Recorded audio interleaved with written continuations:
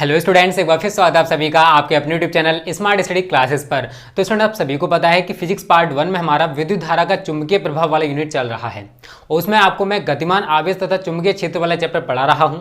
इससे पहले भी मैं आपको 2 लेक्चर्स इस चैप्टर के प्रोवाइड कर चुका हूं। अगर आपने उनको नहीं देखा है तो प्लेलिस्ट में जाकर आप उन वीडियोज को देख लेना। स्टूडेंट वो कौन सा है? एम्पेयर का हमें परिपथीय नियम लिखना है और एम्पेयर के परिपथीय नियम का उपयोग करके एक अनंत लंबाई के सीधे धारावाही तार से r दूरी पर चुंबकीय क्षेत्र का सूत्र स्थापित करना है। सबसे पहले स्टूडेंट जानते हैं कि एम्पेयर का परिपथीय नियम क्या है। अगर आपने गॉस की प्रमेय पढ़ी है तो बिल्कुल उसी की तरह होता है एम्पेयर का परिपथीय नियम। थोड़ा थोड़ा अंतर है, दोनों बिल्कुल सेम है वैसे देखा जाए तो। क्या है? किसी बंद परिपथ की सीमा के अनुदिश, किसी बंद परिपथ की सीमा के अनुदिश, हमने यहां पर समाकलन का साइन लगा रखा है, देखो, अनुदिश चुंबकीय क्षेत्र बी वेक्टर का, चुंबकीय क्षेत्र बी वेक्टर का रेखीय समाकलन पथ द्वारा, जो मार्ग है उसके द्वारा जो धारा घिरी हुई है उसका म्यू नॉट गुना होता है। जो धारा घिरी हुई है उसका म्यू नॉट गुना होता है। यहां पर दिखाई दे रहा है आपको म्यू नॉट इंटू आई।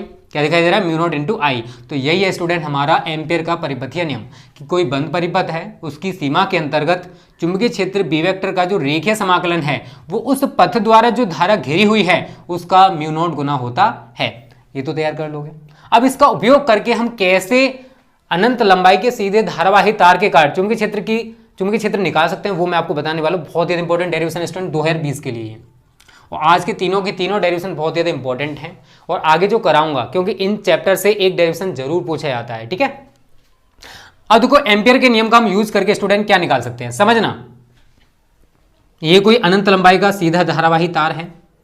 अब इस तार से r दूरी पर हमने कोई बिंदु P माना है और इस बिंदु P के चारों ओर आपको ये वृत्त दिखाई दे रहा है। ये r त्रिज्या का एक वृत्त खींच लेते हैं। बिंदु P पर B वेक्टर और DL वेक्टर के बीच का कोण कितना है? 0 डिग्री। कितना है स्टूडेंट? 0 डिग्री। तो हम यहां पर क्या लगा देंगे? एम्पियर का नियम लगाओ। Integration B vector dot DL vector is equal to mu naught into I. और ये देखो अब वहां पर एंगल कितना? 0। तो मैं इसको क्या लिख सकता हूं? Integration B D L sine 0। क्या लिख सकता हूं स्टूडेंट?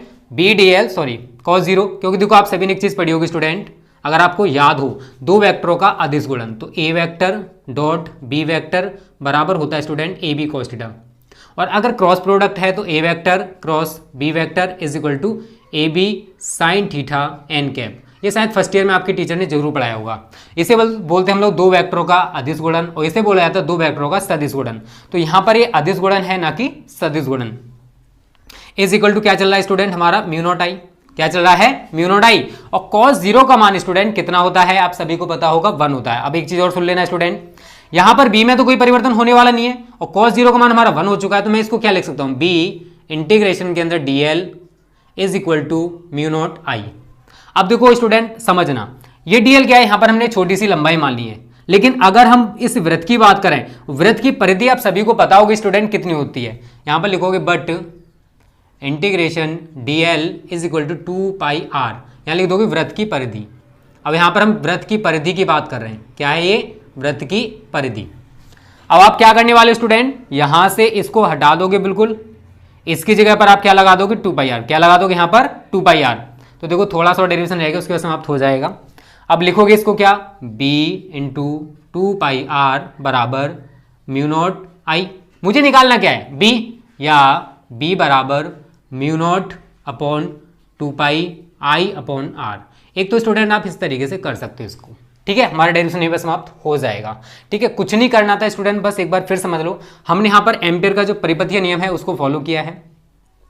अब देखो अगर हम बिंदु P पर बात करें तो B वेक्टर और DL वेक्टर जो है वो एक ही दिशा में है। जब एक ही दिशा में होंगे तो इनके बीच का जो कोण होगा वो 0 डिग्री होगा। तो मैंने वही किया है, cos 0 लगा दिया, क्योंकि B vector dot DL vector बराबर क्या हो जाएगा? BDL cos theta. और थीटा के जवाब कितना लगाओगे? cos 0। और cos 0 का मान कितना होता है? 1। अब देखो B में तो कोई परिवर्तन होगा नहीं, चुंबकीय क्षेत्र है, उसमें तो कोई परिवर्तन होने वाला नहीं है, तो हमने B को निकाल लिया बाहर। इंटीग्रेशन DL, अब ये वृत्त है, ये क्या है? वृत्त। अब यहाँ पर हम DL छोटी सी दूरी मानी है, लेकिन अब क्या लिया जाएगा? इस वृत्त की परिधि। और वृत्त की परिधि आप सभी को पता है स्टूडेंट 2 पाई r होती है। कितनी होती है? 2 पाई r। तो हम क्या करेंगे? इसको यहां से हटा देंगे और 2 पाई r लगा देंगे बराबर म्यू नॉट इंटू आई। तो b बराबर क्या सूत्र बना? म्यू नॉट अपॉन 2 पाई आई अपॉन r। यही है स्टूडेंट अनंत लंबाई के सीधे धारावाही तार के कारण किसी बिंदु P पर उत्पन्न चुंबकीय क्षेत्र।